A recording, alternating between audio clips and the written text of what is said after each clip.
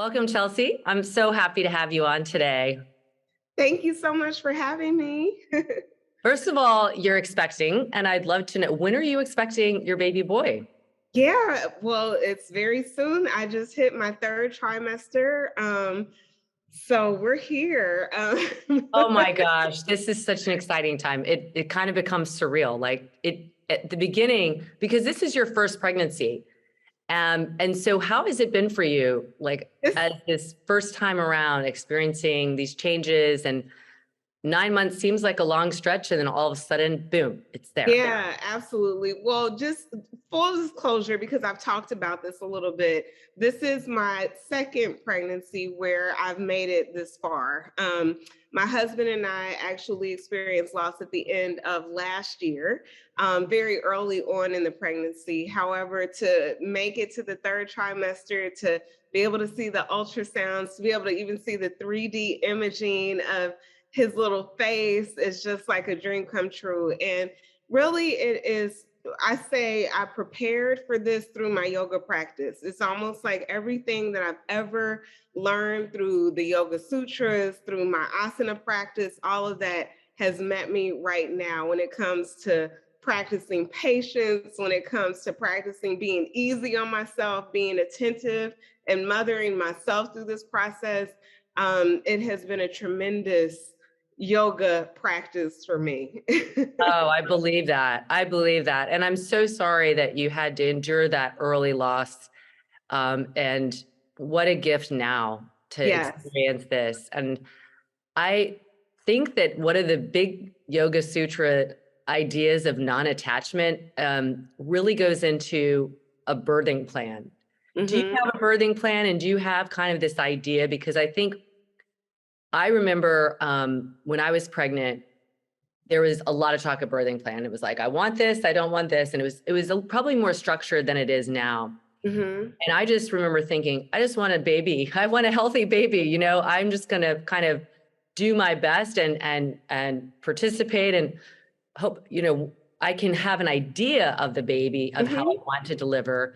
Do you find that you are already preparing in that manner, that you just want a healthy baby, and in whatever form, in whatever Abs- birthing plan it happens? Absolutely. And I would say the most essential part of the plan has been the partnership that I experience with my husband, Shane, right now. So we've been married for 7 years. We have been partners, not just in a loving relationship, but also in our professional relationship. And so we made a deliberate plan to, take our time to really decide where I was going in this journey of being this yoga teacher who has this far net that is cast to reach so many people. And so I know that this partnership is the most essential part of that birthing plan.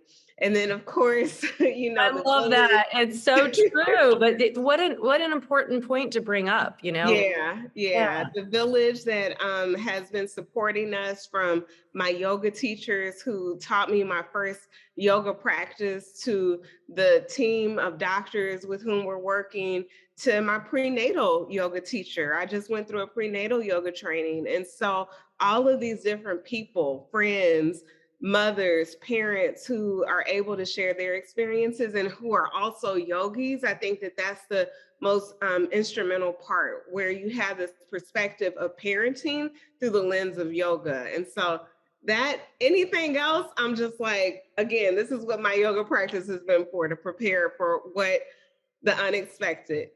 I love that, Chelsea. So can you walk us back, for those who might not know, like, how did you first discover yoga? How are you introduced to it? And what was your background that even led you? I think that all of us have some kind of inquiry or curiosity that sparks that interest in going down the path of yoga, unless it's completely just an accident, a lovely accident. But what was your story with that? Yeah, so when I was in college, actually, I remember I love to tell the story that I was a park ranger at Carlsbad Caverns. And So I cool. remember it was during a time where social media was not huge. It was during a time where you didn't have as much access. I remember maybe a DVD or a VHS even in this little workout room that we had. And I had this book by Rodney Yee. And I just started to like flip through the pages and I saw him doing these beautiful postures. And I just tried to like emulate him. And so my understanding of yoga was from a completely physical understanding.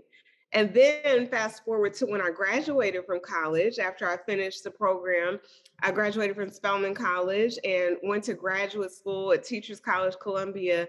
And I walked into my first yoga class. I chose probably the toughest class to go to, a hot yoga class. I always love to share I fainted in that class Oh and I came no. back. And so again, it was just this understanding of like, oh, this is a workout. I'm going to sweat. I'm going to burn calories. I'm going to feel good about myself. I'm going to be shiny and glowy like all these other people who I see practice yoga. And then fast forward to my early adulthood, I actually tragically lost one of my best friends. She was my college roommate to gun violence. And I remembered the feeling that I would get when I was in a yoga class before I understood like the depth that it could take me to. And I just remember this feeling of feeling connected. And it was during a time where I felt so fragmented and disconnected because I experienced this trauma I had never gone through before.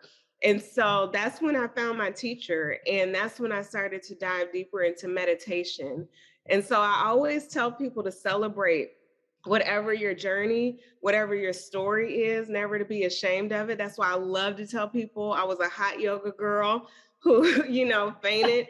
And I don't think that there's anything to be ashamed of in that. I think that often too many times there's this hierarchy of what yoga is. And, not everybody has access to the sutras of Patanjali or, all of these texts, these sacred texts that are beautiful. But I always love, even as a teacher, to meet people exactly where they are. And so I celebrate my journey for how I started practicing yoga. Oh, I love that. And I can feel the warmth and just absolute invitation in your joy that you're just radiating. Um, Now, do you still do you blend now your two kind of practices? To me, like yoga is yoga and there's different ways we express it and different ways we practice it. And sometimes it's more still and sometimes it's movement, but still all of it, like you said, is allowing us to go into this deeper well of ourselves. And I think especially in grief, having also gone through a tremendous grief, like I know that my yoga practice is what guided me through it and was allowed me to really feel it in a deep way that I think is one of the greater forms of healing is having, I don't want to say the luxury, the ability, but sometimes for some people it is the luxury to actually really feel that so deeply so that you can move through it. Mm-hmm. You have that practice now that is just very much tailored or very much like, what do I need today? Absolutely. On a personal level, it's what do I need today? One day it may be yoga nidra.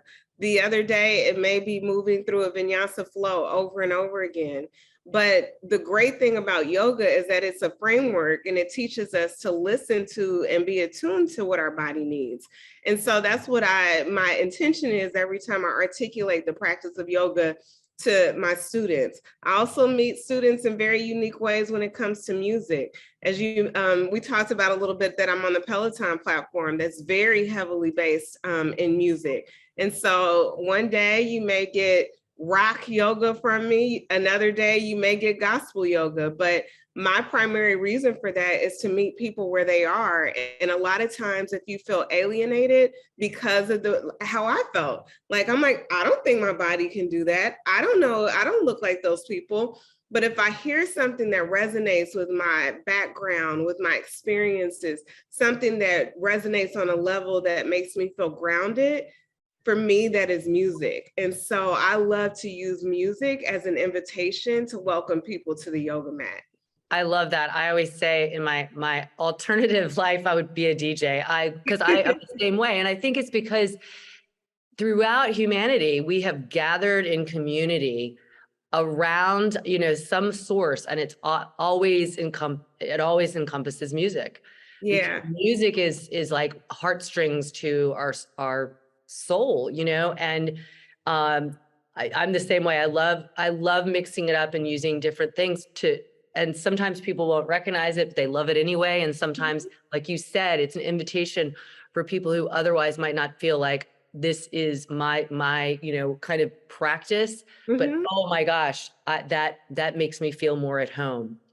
How did you journey from where you started your meditation practice and other forms outside of the hot yoga to where you are today?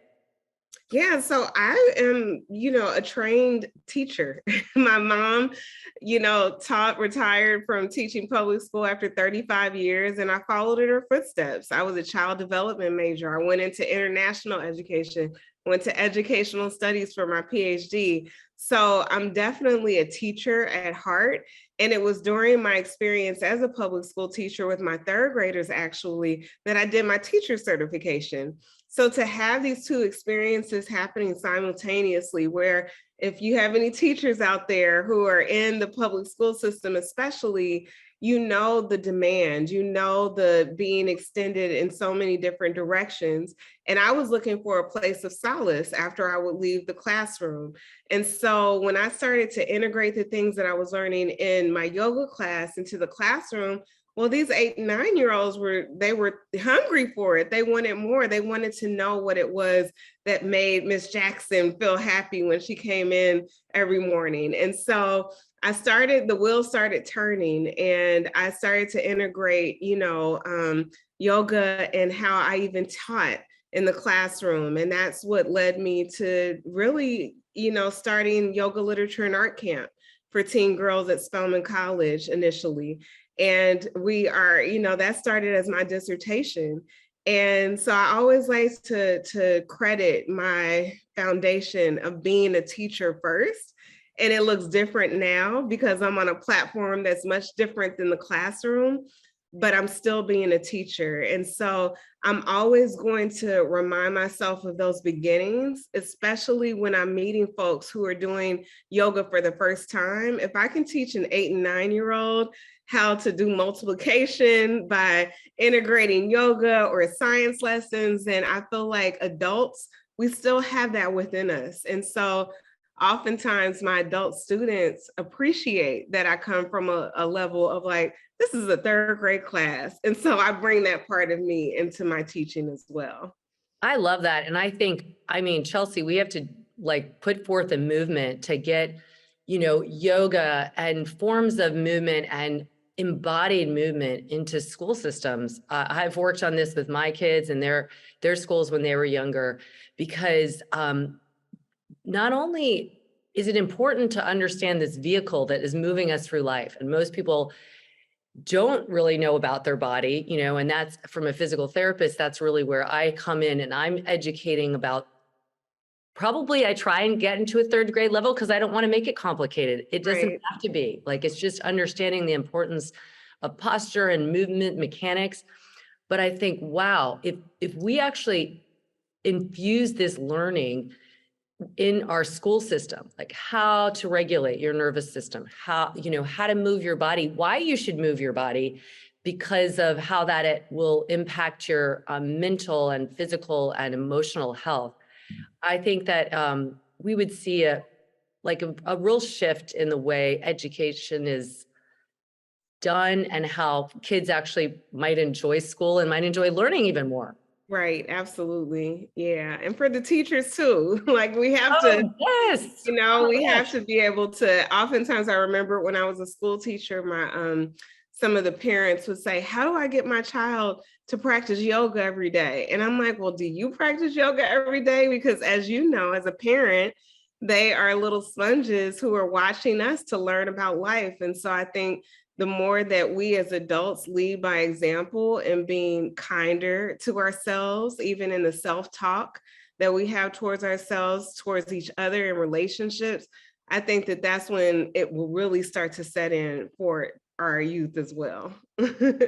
I'm sure you love them all, but do you have any of the older text or teachings like the Sutras, for example, that any specific ones that really are like the most important in terms of a pillar for you, like this is fundamentally how I want to live? They're all amazing. What always is fascinating to me is, even though these are thousands of years ago, Mhm. Patanjali wrote these, they really show the continuity of the human experience, even though our environment is so vastly different today. Mhm. You have one that really helps you in your life. Yeah, I mean, I really love the piece where Patanjali simply says the yoga begins now.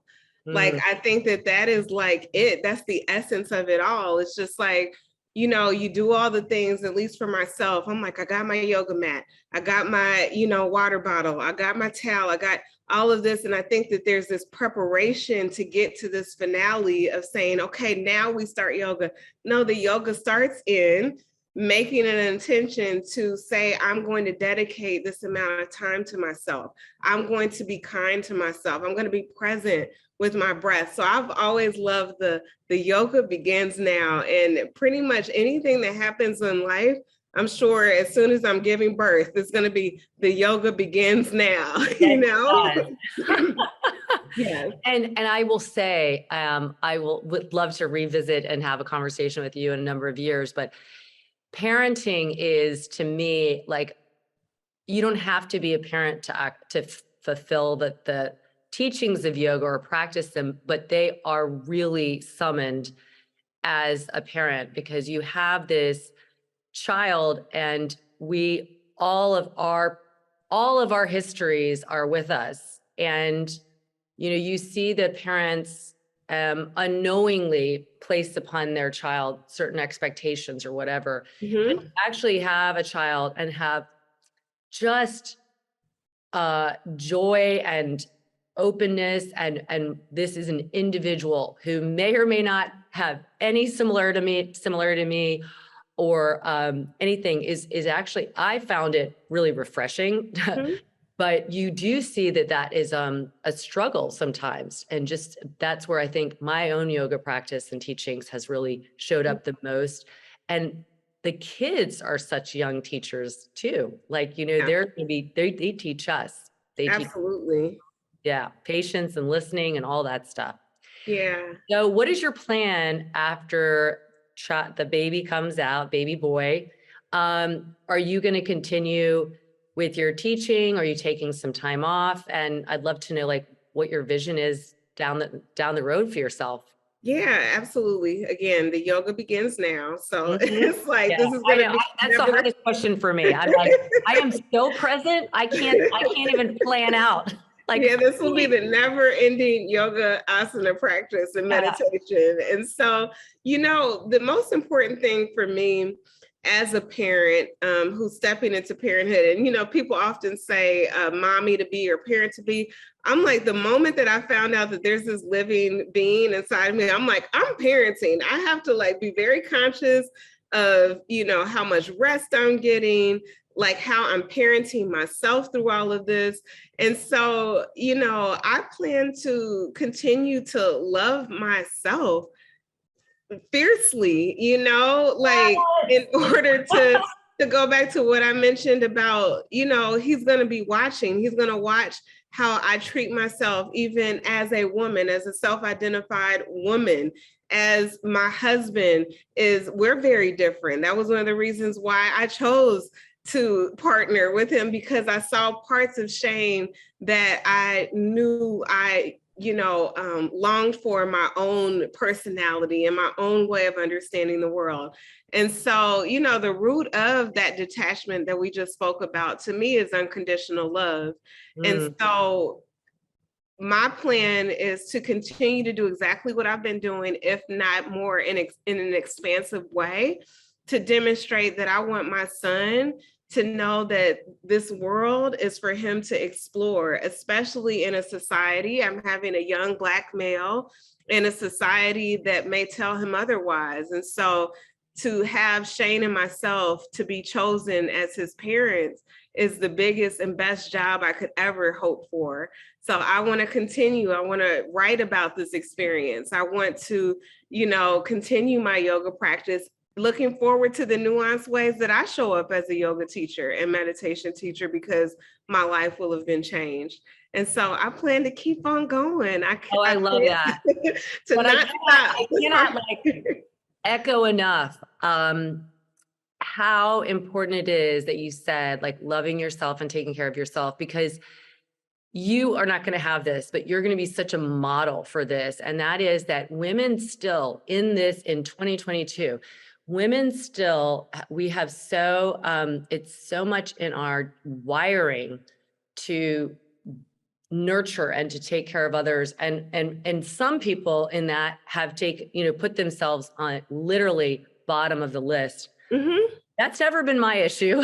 And I think some of it is I was raised with 3 brothers. I was very much part of that mentality that I could be whatever I wanted to be. And it wasn't like I had to get married and find a man. Those words were never, ever echoed in my house. Thank goodness. But that is still very much in our culture, even at a very a subliminal message. So to be the model of you have to be better for everyone else, you have to take care of yourself first. And that is selfish. It's that unconditional love you speak of. Yeah. Then you're able to really, truly extend that love out without any resentment or whatever that people start to feel when they just give, and they don't take care of themselves as mothers in particular. I'm sure there are dads out there that happens too, but we don't hear about it too often. Yeah. Did you have any kind of modeling like that as a young girl, in terms of take care of yourself, that feeling of empowerment? Absolutely. I often talk about my granny, who is turning 97, or no, she is 97. Her next birthday, she will be 98. And this is a woman who I've seen from, all of my life be someone who was quite independent.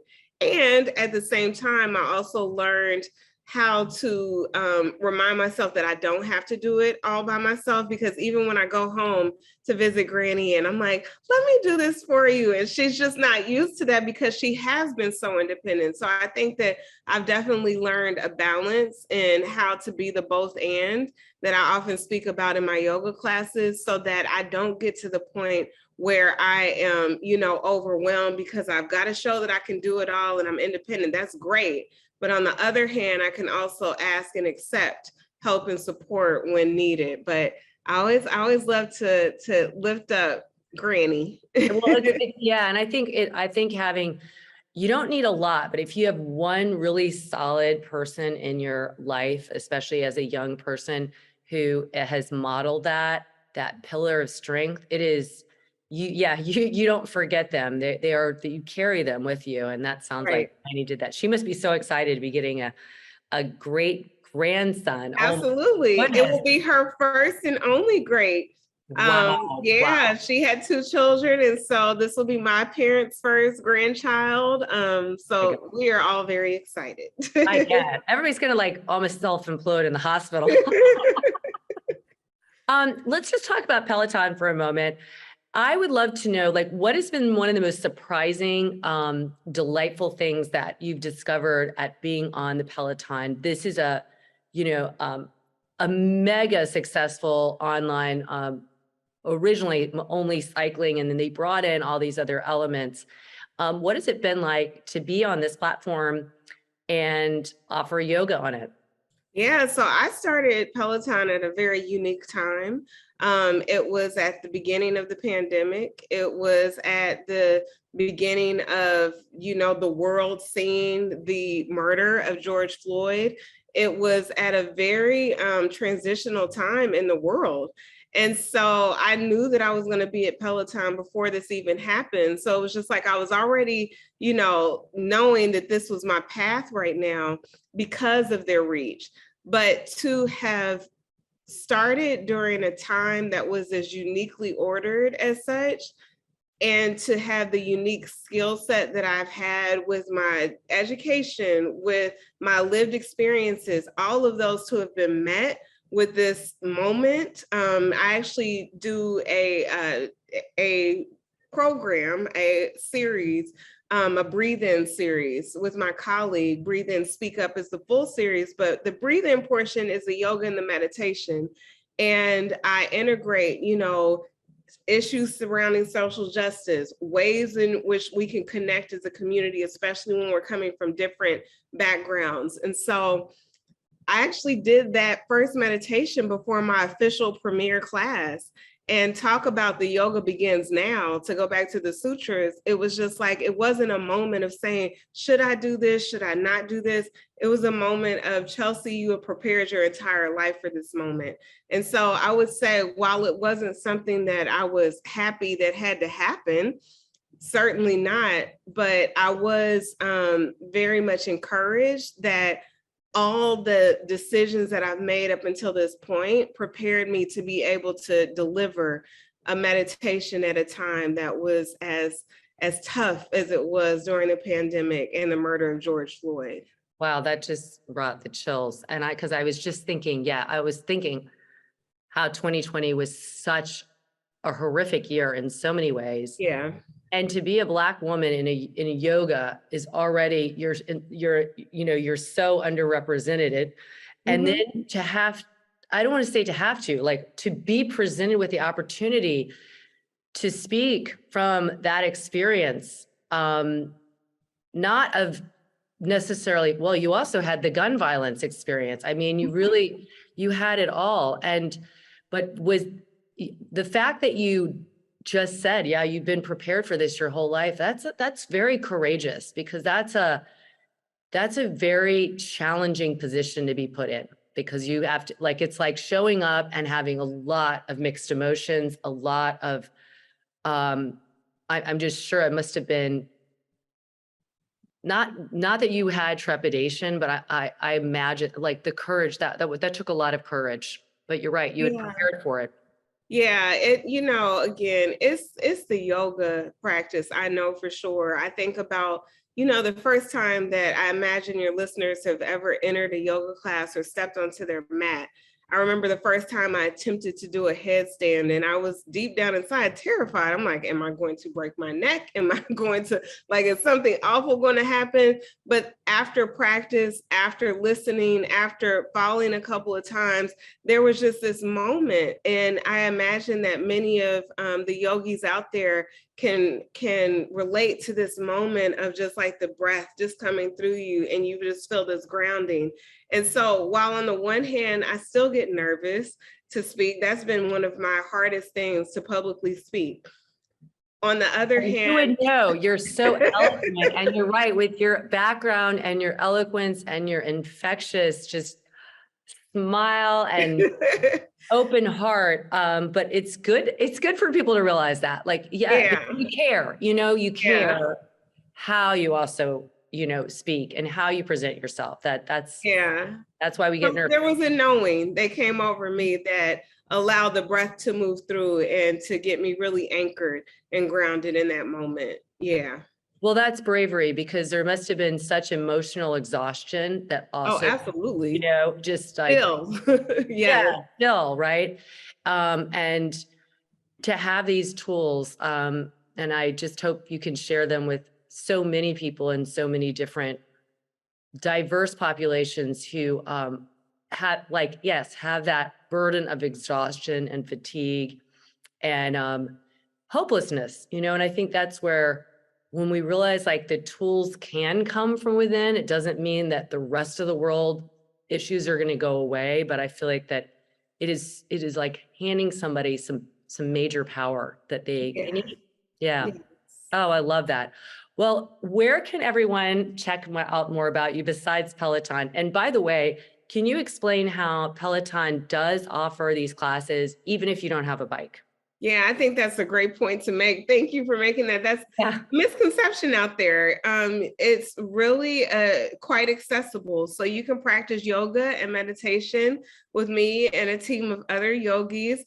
We also offer strength. We also offer, other things that you don't need the hardware. While that's great, I think that is one of the reasons why I even came to Peloton was because accessibility was key for me. And so, there's a trial period if you ever want to check it out.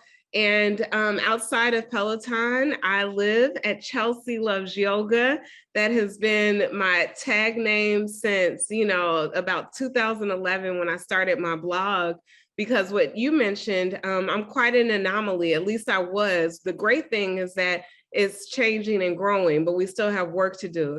And so Chelsea Loves Yoga is a space that initially started for me to interview other yogis who didn't typically get elevated in our communities of yoga. And then also I mentioned Yoga Literature and Art Camp, and you can find out more about our organization at redclayyoga.org. Oh, I love all that. Well, I really, I'm just so impressed with all that you're doing in the world through using your gift of, not only your PhD in teaching, but your PhD in life. Like you're really, you have that doctorate in life skills and what's important and all the things that you've talked about. You're just going to be an outstanding parent. And I love how you said, pay attention to the partner first. It's really true. It's really Yeah, true. we're in this together. That's the plan. That's how Yeah. we signed Yeah. up And for it's, this. So yeah. yeah, exactly. Well, best of luck. You don't need it, but all the joy and love for your baby boy coming out. Oh my gosh, very soon. And Yes. yeah, oh my gosh. Well, enjoy this last, everybody's going to tell you different things, but take care of yourself. I just remember my first was born in late July, and I just would get in the pool. And I was like, this is the thing that made me feel so good in the heat of the summer. So if you can get in some water, Yes.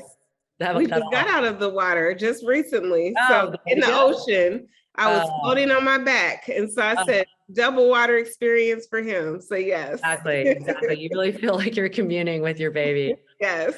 Well, thank you so much for taking the time to talk today. You're so inspirational. And for everybody out there listening, check out Chelsea Loves Yoga. Thank you so much for having me. Thank you. And as always, for my listeners, I'm pulling for you.